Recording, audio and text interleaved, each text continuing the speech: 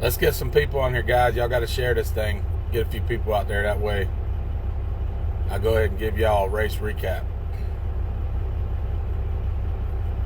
I'm down here in the middle of Louisiana. How y'all say that anyway? Y'all say it Louisiana or y'all say it Louisiana? I say it Louisiana, but I think people say it's Louisiana. I'm not 100% sure. Louisiana sounds better to me. Maybe some of y'all from down here. See, this is my kind of country down here, to be honest with you, though, because this is like down the swamp. This is like Florida right here. I mean, I even told my wife driving in here last night that I swear it looked like I'm in Florida right now. I feel, other than it's a lot cooler up here right now, but I'm sure that gets hot here too. But I kind of feel right at home here, and in Louisiana for sure. I'm gonna try and read some of y'all's posts. I got a little time. I don't have nothing else better to do today, but beat on fucking Pat Moosey. Pat Musey. How y'all say that? Is it Moosey or is it Busey or I don't know what the fuck it is. Aaron Brooks, I am tired, man. I ain't gonna lie. Man, my crew, they raced hard. Man, let me shut this damn truck off. My crew, they raced hard Saturday, man. We worked hard. Had a few problems with the car, but we kept working through it. But yeah, man, it's a long, tough series, man. It's tough on everybody, man. Not just our crew, not just our team. It's tough on all those racers out here. Yeah, I know Pat used to get his ass handed to him by Tony Christian. I know Tony told me all about it. He said Pat used to hate on him all the time. Pat's like that, man. He's kind of a sore loser if you ask me. But either way, me and Pat used to be tight, but he kind of showed a different face to him now that we're racing against him. I've never raced against Pat, so I've heard a lot about him in the past, but now that we're actually racing against him, I've had a lot of racers tell me a lot of shit, but I never believed none of it. But now that I'm racing against him, I see exactly what they're talking about. But that's on him, man. But anyways, yeah, man, this race is tough, man. Tough on everybody, man. Tough on all these crews. Tough on families. My guys, we got packed up about 3:30 in the morning there in Texas. Man, what a great place. What a great state of Texas, man. Nice property, nice land. Nice facility, Texas Motorplex, nice facility. Great people. Really can't say no more about Texas, man. It was just really nice up there.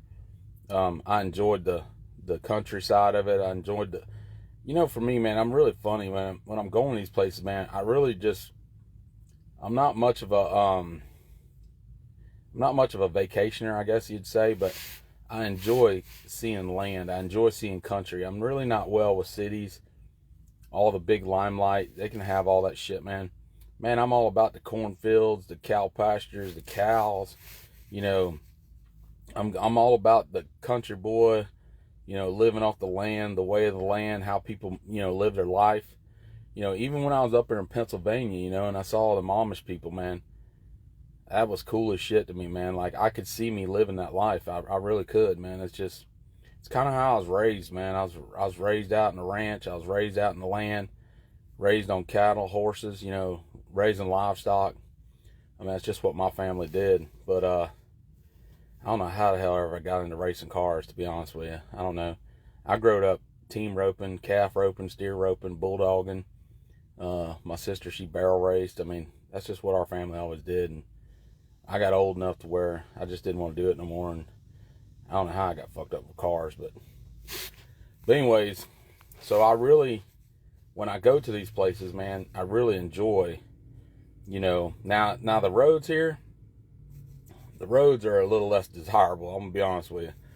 They got to really do some work on their fucking roads, man. They'll beat the shit out of a fucking car. I don't know how these people even got any suspension out here, but some of the roads in Texas are pretty rough too. But like I said, I try to appreciate. Most of the time I travel at nighttime anyway, but sometimes I'm in daylight and I get to see it. But I really try to appreciate each state that I go into, see how they take care of their state, take care of their property, you know.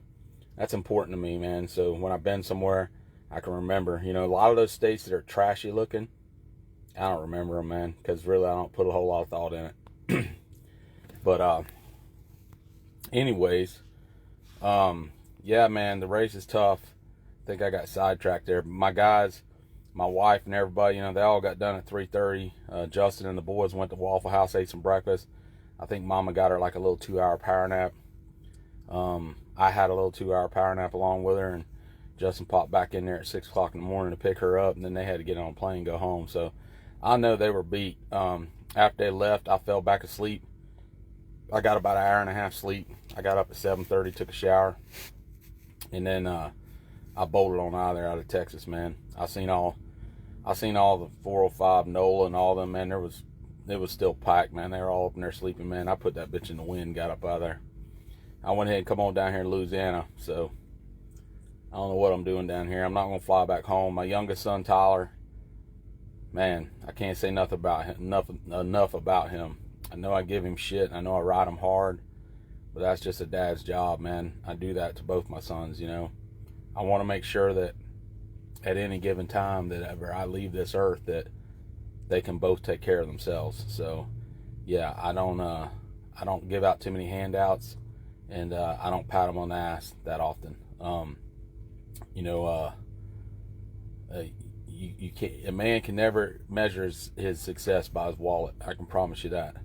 You measure your success about your surroundings, about what you achieve, and about how hard you work for it. And yeah, that's why I'm hard on Justin, and that's why I'm hard on Tyler, because one thing about it, if something ever happens to me, they got their mama that they got to take care of. So they work hard, you know. That's part of it, man. I'm not that guy that congratulates them all the time and tells them what a great job they do just because they're out there working, because that's what they're supposed to do. That's life. That's how life is. My daddy never congratulated me and patted me on my ass for fucking working hard. You know, that's just part of it. That's what men do. That's what men are supposed to do. You don't get rewarded for just working hard. You know, you go out there and you get your own, you earn it, and you can reward yourself. But anyways, enough of that. Like I said, Tyler, he's back home. He's got a plate full, man. I looked at the schedule, kind of peeking in on him, but I'm letting him handle shit, and he's running it. Justin went back home. He's there as backup for the next 3 or 4 days if Tyler needs him. Justin's got his own deal that he does with social media, but if Tyler needs him, he can count on his brother, and his brother jump right in line there and help him out. That's what we do. You know, family takes care of family. Family helps each other out. We help anybody else that we can within our means, but we know that our blood is thick and it runs deep. So we're like a pack of fucking wolves. You fuck with one, you fuck with all. That's just how it is. But anyways, enough of that. So yeah, man, the race was tough, man. You know, we went out there Friday night. You know, and don't cut Justin short. Don't not watch his videos, even though I talk about them.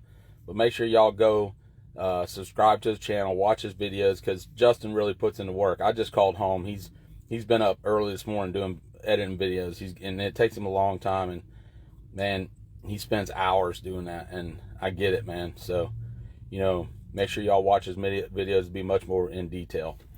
But anyways, you know, Friday night we come off the trailer, and car shook. We got our ass beat, and where was we at? We was in Tulsa.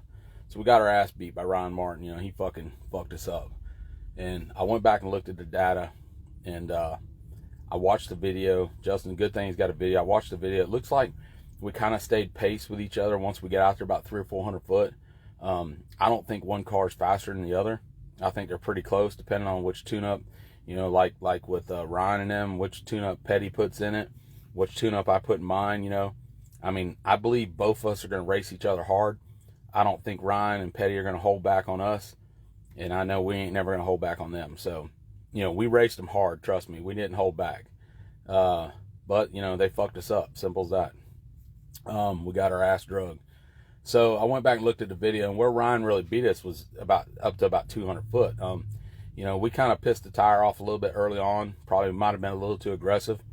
And You know, we should have calmed it down a little bit, maybe. But I told Justin I don't even know if it was going to be enough, to be honest with you. I mean, he might just be a little bit a tick in front of us right now. You know, we got to do a little bit more work and try and find a little more speed, work on the car. I mean, we're not far off. If he is out in front of us, we're not far off, but, you know, still out in front of us. So you never know until we line back up again. So we pissed the tire off a little bit early on. Kind of, you know, G meter fell, wheel speed went up. So, but it recovered, got back out there. But like I said, Ryan, he still just fucking fucked us up. That's all there is to it. So we left there. I actually took my computer home, did a little work, trying to dissect everything and look at it. And, you know, we get back over there to Texas, we unload, and I tell Justin I think I know where the problem is, you know, and I just got to work on the tune-up a little bit better. You know, that's on me. I said, you know, you've been, and let me tell you something, Justin, you know, I don't never say it much, and I don't give that boy really too much credit, but he's doing an amazing job. He's doing an absolute amazing job. He's always been a great driver. He has, man. I give that to him. I've drove race cars my whole life, and obviously he's way better of a driver than I ever was. So I give him all the credit in the world. He makes great decisions. He's still, you know, he's been 11 years behind the wheel, but he's still learning every day. He still critiques himself. He's putting videos in the car to watch himself, what he's doing. He's doing everything he can do to make himself better in the car. And that's what you have to do as a driver. Because at times, I may not be able to outrun some of these guys, you know.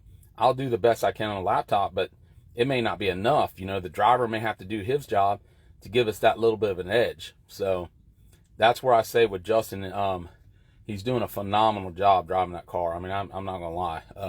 And for me, people ask me, when am I going to drive? I'm going to tell you right now, I got no motherfucking desire to get in that car. None.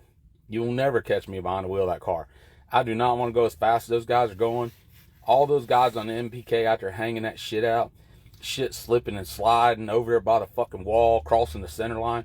Man, you ain't catching me doing that shit. I'll go get back in it. If I get back in the car, it's going to be in a radial tire car where the bitch is glued to the fucking ground. All I got to do is worry about it popping a wheelie. So that's about the only fucking driving I'll ever do. You ain't going to catch me doing that dumb shit that they're doing out there. But anyways, so we went out there the first round, we rattled tires. And of course, we've been going through a lot of tire shake lately and beating the car up. And, you know, he lifted. It might have gone through it, but it rattled, he lifted. So we come back, we looked at the data. I told him it was pretty fast. You know, we wicked it up and the car liked it. And the changes we made a 4-link change. And the car liked it. So we went out there and made our second hit. And applied a little more power to it, and the car went left. So it drifted up to the left. He got out there about 400 foot, and it drifted up to the left, and he lifted. He probably could have pulled it back over, but because it was a test run on Friday night, he chose to stay. So we brought it back. I just made an adjustment on the 4-link again. I knew what it needed to do to go straight.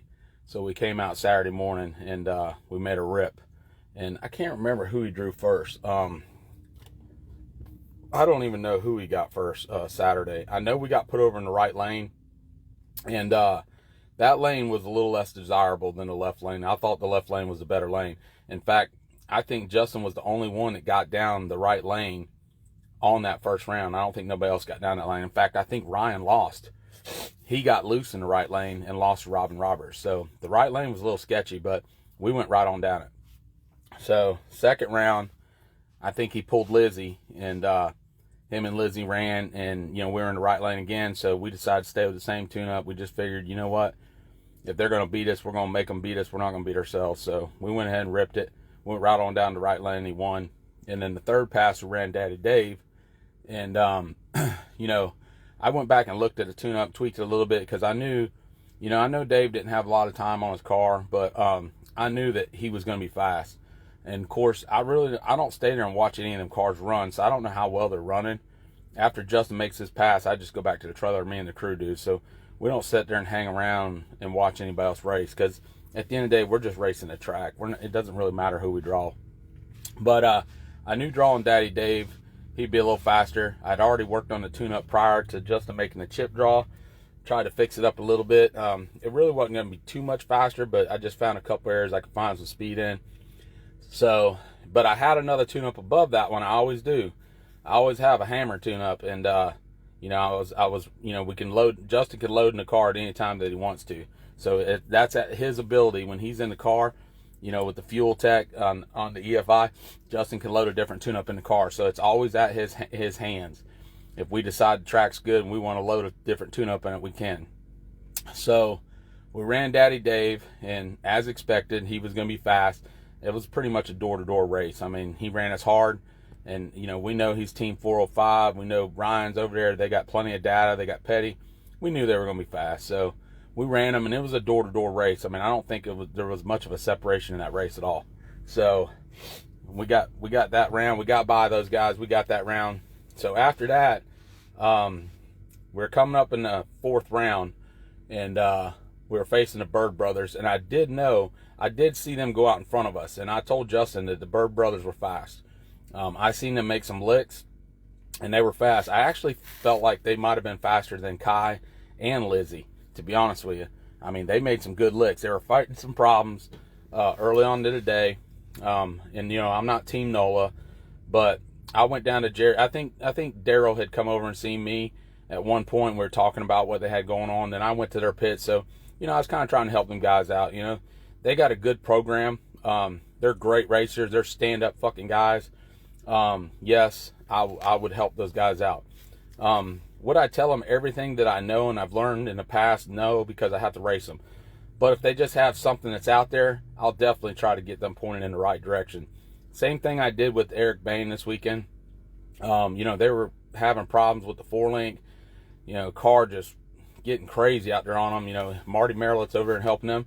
So, and they're Team Texas. So I went over there and I helped those guys. I jumped on the 4-link under there, kind of got the car ironed out because I seen what the car was doing on the starting line. And Marty, great friend of mine, he's built 2 rear ends for our housings for our car. Nothing against Cameron Johnson race cars. He could have built the housing, but I've always seen Marty Merlett's rear ends on the internet, and I've always said if I ever built a new car, I was going to have that guy build me a housing. So, and that's how me and Marty got together. So he's built us the rear end for the big tire, and we have a small tire rear end. So I always try to support anybody that supports us. So, Marty's over there helping Eric Bain on that car, and I seen it on the starting line, and it was just, that car was out of control. I don't even know how Eric could really drive it. He was, he's a hell of a driver to hold that car down. And I told Marty what I thought. I was like, man, listen, you need to do this, this, and this. I mean, he's like, and Marty said, well, I got this. I said, listen, at the end of the day, it don't matter what those adjustments are. And I try to tell people this. It really don't matter. Everybody says you can only do this and you can only do that. Well, you're full of shit. I'm telling you right now. You have to do what the car wants. Give it an initial setup. When the car goes out there and does whatever it does, it's telling you what it wants. Work on the car. Fuck the measurements. Fuck the setups. Give it what it wants. You'll get the car straightened out. That's all I can tell you. That's my best advice I try to tell everybody. The car tells you what it wants. So I ended up helping them guys out, and they ended up making a pass, went down the track, and they did a good job. And I even helped out Johnny Quick this weekend, Team Michigan. The thing is, I'm not there to help all those guys, but when I see somebody really struggling, and again, Marty was over there helping them guys with that car, and I see somebody really struggling, man, obviously I'm not going to give them, every bit of knowledge I have, because I've worked hard for that. I haven't had people help me out. We just had to grind. But I hate seeing someone struggle that bad. So, obviously I'm going to try and help them get it pointed in the right direction. So I went over to their pit, and we talked about it, what they had going on. And I looked at, they gave me the tune-up on the car, and I looked at Johnny's tune-up, and nothing against Johnny Quick, man. Dude, he's a great dude. But I looked at that tune-up, and I was like, man, I can't even fix this. I said, dude, just give me about 5 minutes and let me fucking make a new tune-up. Like, I don't even know what the fuck you got going on here, but I got to do something different. I mean, let's just try it. If you want to try it, try it. If you don't, you don't. So I built him a tune-up real quick. Took me about 15 minutes, and he shoved it in the car. It went out there, and it looked like it left really hard, but it rattled the tires, and it actually rattled the right tire. But I think, I saw oil right before he got ready to go. I saw oil on the ground. I couldn't even stop him, but drops of oil was getting underneath that right tire and making it rattle. So, but it looked like it tried to get up out of there. So the next round, I was working on my car, and I had him bring the computer over to me. I looked at the data. I still thought I would have liked to have got that run, to see if it was going to take it or not. So I ended up knocking the head a little bit and making sure it would go through there. And they went out there to second run, and it ran good. He ran against Daddy Dave. Daddy Dave won.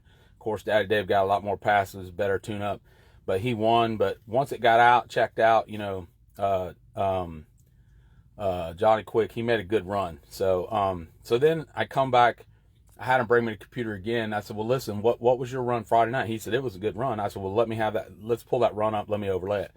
So once we overlaid it, the run that he made that I gave him was way faster. It was a smoother run. It was a clean run. It wasn't like treating the motor bad. In fact, I think they hurt the motor Friday night with that other tune-up. But anyways, they got down through full pass, didn't hurt the motor, and it was actually faster. Might look slower, but it was faster. It was smooth. He checked out and ran. He made a good pass. So I was happy for those guys. So now at least, like I told them guys, they got a baseline. They can get there and they can get started, man. Everybody wants, and I was one of those guys too, man. Listen, everybody wants to go so fast right out the gate. But the problem is when you try to get to that point so fast early on that, you pass necessary things that you need to do before you get there. I tell everybody now, you got to crawl before you can walk, and you got to walk before you can run. So at the end of the day, that's my motto anymore. So many guys, they think like, yeah, I tune race cars, but I don't do it for a living. I do it for my son and for other people. I just try to help them out. Try to, if they're in a bad way, I'll try and get them pointed in the right direction, because I know those struggles. Trust me, I know. I've burned up shit. I've fucked up shit. Believe me, I've done it. So, yes, I try to help them guys out. But one thing that they want to do, and everybody does, just because you got the equipment, it don't mean you're going to be out there fucking knocking heads off, man. You got to put in the work. You really do. You got to work on it. So, I get hated on a lot. A lot of people hate on me when they tell us when we're running like shit and they're talking all that shit. Maybe you should hire a tuner. Maybe you should do this. You don't know what the fuck you're doing. Man, I've heard it all. That shit don't bother me. One thing about it, maybe I don't know what I'm doing. Maybe I'm not worth a fuck at tuning a race car. Maybe I don't know what a race car wants. Maybe I don't know none of that. But at the end of the day, I don't got to depend on nobody. Never have and never will. If I want to pick up and go race, me and my son want to go race, we go race. It's that simple. Win, lose, or draw, if we run good, run like shit, none of that matters, because we do our own deal. And it's that way, and it's always been that way, and it'll always be that way. We can run good, we can run shit, until somebody pays for our program, it really don't make a fuck to me. And that's the bottom line. So that's why we do our own things. But at the end of the day, I am that guy that if I see somebody struggling, man, I'm going to try and help them out. Justin gets on my ass at the track, and he doesn't want me helping some of them guys out. And I understand why Justin's competitive. He wants to race. He wants to win.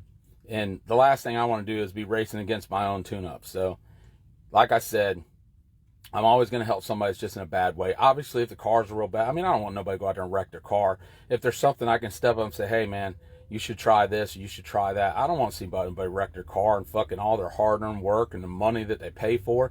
They're passionate about that shit, and I don't want to see nothing bad to happen to nobody. So if there's something that I can do that I'll step up and do that, I'll do it. That's just who I am. But anyways, get sidetracked, all that shit. So we got around Daddy Dave. That was a fucking, that was a really close race, man. So we got around that race, and then, getting by going to the Bird Brothers.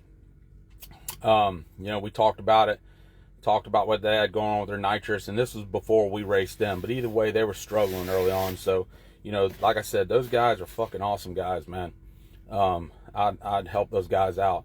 I'd help them out to a point, I think there's probably a few things I know that could get them to go faster, but, those guys are so fucking fast right now that, those are the pointers I can't give away, but they're going to figure it out. I promise you. Their guys are working hard. They're going to keep going. I promise you, Jerry Bird and Daryl Bird, they're going to figure it out. And they're going to be in the winner's circle. That's just all there is to it, man. Those guys are fucking fast. So, and they work hard too, man. I respect and I appreciate people that out there that do more with less. I really do. It's such a respect level for me. They don't have 4 or 5 motors in the trailer. They don't have 5 crewmen. They don't have, I just have a great deal of respect for people like that, man. Because I know all about that. Even in our program, we don't have spare motors, spare heads. We don't have spare shit laying around. We got one shit that's in that car, and that's it. we race it, we beat it up, we patch it up, we put it back together. I mean, Thursday night, or Thursday, Justin flew in there. The track was flooded. We didn't get started about 1:30. He snatched the motor all apart, put all new rods, pistons, rings, freshened the motor back up. We put all new valves in the heads, new valve springs. I mean, we just had to freshen it up right there because we ain't had time. But, and that's what we do, man. You know, we pull the Liberty apart, we service it. We pull the fucking Quick Drive apart, we service it. We pull the converter apart, we service it. But, you know, we're just all in-house guys. We don't have no paid help on our team. We're just a bunch of good old fucking boys that love drag racing and all pull together and do what we do. And I think the Bird brothers are on that same exact level, man. That's why I have a lot of respect for them. But anyways, I wasn't going to take them lightly and run them. I already had another tune-up built, and I told Justin I wasn't going to let the car run no different to about 200 foot. But after about 200 foot, I was going to turn it loose a little bit and let it run out the back because I felt like the track was going to hold it. So we did, and it ran good. So I took that tune-up and I built another tune-up on top of that one. So that was the semifinals. I built another tune-up on it. We left the same tune-up in the car that we ran Jerry Bird with. We pulled up to the line. I went out there and walked the track. You know, we went down the left lane that time. And I felt like the left lane was the better lane. It always was there. And we lost the coin toss against Rob, and we got put in the right lane. So I went out there and I walked that right lane. And, you know, I knew he was going to run Rob, and I knew, you know, that turbo car was going to be coming. And I got a little more aggressive with the tune-up. And trust me, when you see me walk it all the way to the 660, you better believe the fucking hammer's coming. I walked that bitch out, and I'm a fat motherfucker. So if I'm going to walk 660 motherfucking feet, and I like what I see, I click on the radio at the 660 foot mark, and I tell Justin, load that motherfucker for bear. We fixing to go fucking bear hunting. And that's what we did. We loaded that bitch for bear. And hey, man, nothing against Robin and those guys. Those guys are great. They're a great team. They've been struggling here lately, but they got a fast fucking car, and you can't take nothing from them. So, yeah, we loaded that bitch up, and bottom line, we just drug Robin's ass. I thought the race was going to be closer than that, but that fucking prenup checked the fuck out. That bitch was hunting. When that motherfucking lockup came on, that bitch got back on the bars, was riding them wheelie bars down through there. I knew right then and there that bitch was hunting. It was fixing to get her done. So we did that and run that race, and we won it. So a lot of heartaches been through that. We've been fighting really hard, trying to, you know, just trying to keep shit from falling off that car. We had some problems through that race, but we got right through it. The guys are pretty familiar with that combo now. They're pretty familiar with the car. So we kind of know what to do, man. We figured it out, you know. Probably racing all these races and back-to-back and racing as hard as we've been is probably the best thing could have happened to us. So we could figure the car out and figure the chassis out, figure out what it wants. You know, from each one of these tracks, different to different, man.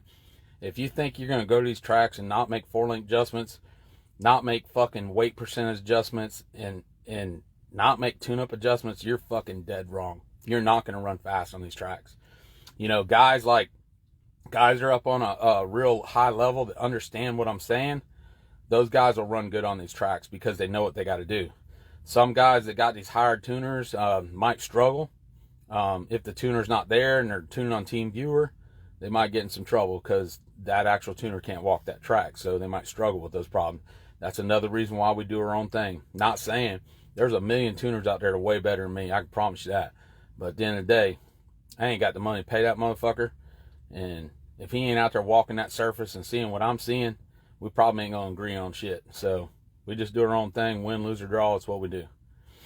But anyways, so we ended up winning that race, man. It's a good race, good hard-fought race.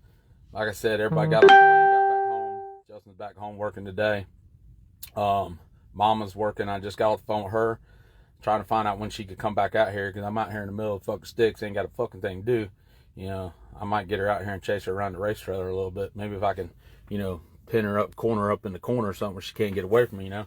Might be able to do some damage there. I might load the A tune up in there and drop the hammer, you know what I mean?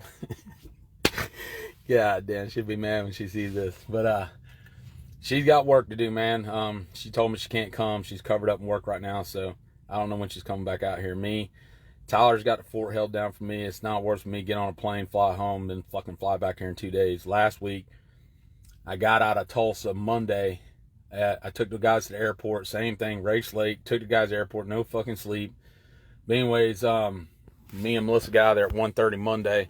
I worked a half a day, and then I worked Tuesday, and then I had to get up 3 o'clock in the morning. Wednesday morning, was on a plane at 5 o'clock, heading back to Tulsa. And then I had to drive fucking 10 or 11 hours to Texas. So I was beat. I didn't get to Texas till like 10:30, 11 o'clock at night. But been tough, been hard on everybody, man. I know everybody's wanting to know all the Pat Musey shit's going on, but you know, I'm just gonna be honest with you. I used to think a lot of Pat, but maybe the TV shit's kind of turned him in a different direction. I don't really care for the part that I've seen from him, so he's got the right one though, fucking with me, because at the end of the day, he won't bully me. You can bet on that.